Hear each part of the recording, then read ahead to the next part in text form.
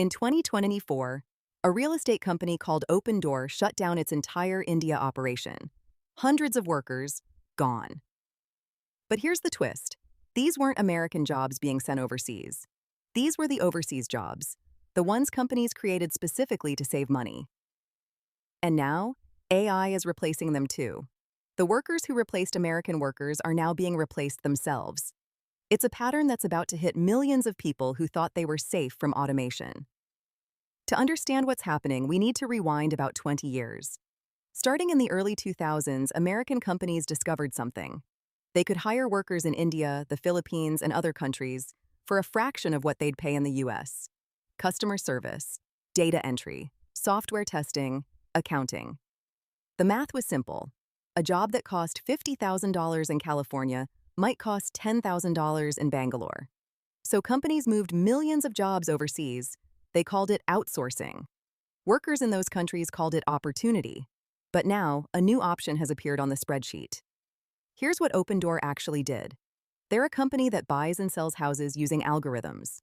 They had teams in India handling paperwork, customer questions, data processing, the kind of work that's repetitive but requires some judgment. In late 2024, they announced those teams were done. The official reason? AI tools could now handle most of that work. Faster, cheaper, 24 hours a day, no time zones to coordinate, no benefits to pay. The same logic that sent those jobs overseas in the first place is now eliminating them entirely. But Opendoor isn't alone. The same pattern is showing up across industries. Customer service centers in the Philippines, the ones that handle your cable company calls, are seeing AI chatbots take over simple requests. Accounting firms that moved number crunching to India are now using AI to do the same work. Software testing teams overseas are competing with AI tools that can run thousands of tests automatically. One estimate suggests that 30% of outsourced jobs could be affected by AI within 5 years. 30%. That's not a small adjustment, that's millions of people. And here's what makes this different from the first wave.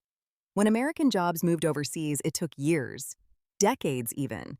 Companies had to build offices, train workers, set up communication systems. It was gradual.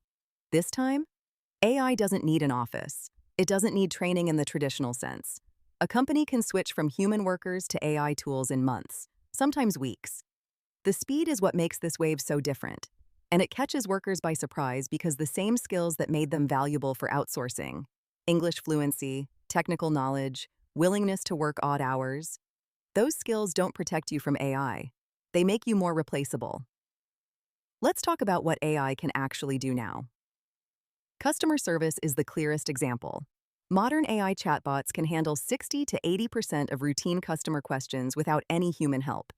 They understand context. They remember previous conversations. They speak dozens of languages fluently. For a company, the math is brutal.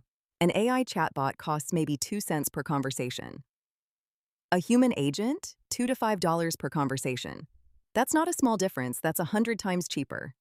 And the AI doesn't need health insurance, doesn't take sick days, doesn't quit after 3 months for a better offer.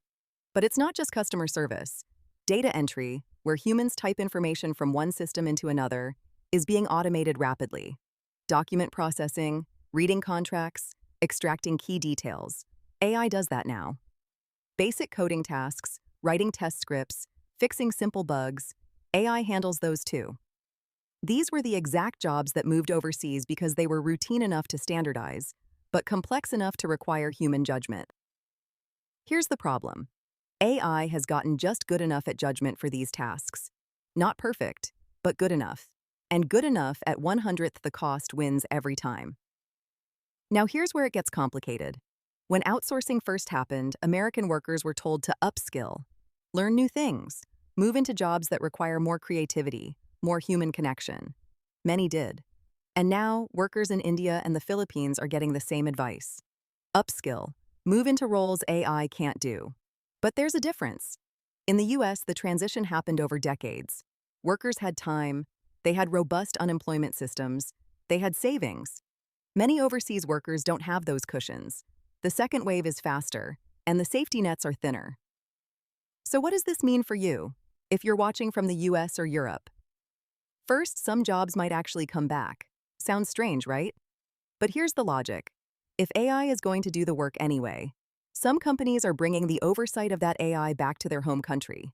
Easier to manage, fewer legal complications, one time zone. Second, this changes the argument about AI and jobs. It's not just American jobs versus AI, it's global. The conversation about how we handle AI displacement, it needs to happen everywhere, at the same time. There's also a weird irony here worth sitting with. For years, workers in wealthy countries worried about losing jobs to workers overseas. Now, workers overseas are worried about losing jobs to AI. And workers in wealthy countries are also worried about losing jobs to AI. We're all in the same boat now. Different decks, maybe, but the same boat. The question isn't us versus them anymore. It's all of us versus this thing we built.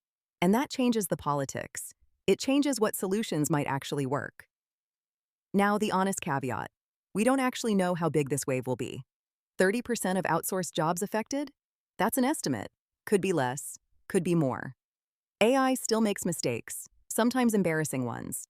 Some companies tried replacing human customer service entirely and had to bring people back when customers revolted. The technology is good, but it's not magic. Not yet. And there's a difference between AI can do this task and AI can do this job. Most jobs are bundles of tasks. AI might handle some, not others. The displacement will be real, but it won't be total. So here's what this actually means for your daily life. If you work with overseas teams, expect those relationships to change. Some will disappear. Some will shift to managing AI instead of doing the work themselves. If you're in customer service, data processing, or routine technical work, anywhere in the world, the pressure is real and it's coming faster than the last round of automation. And if you're thinking about career moves, the pattern is clear.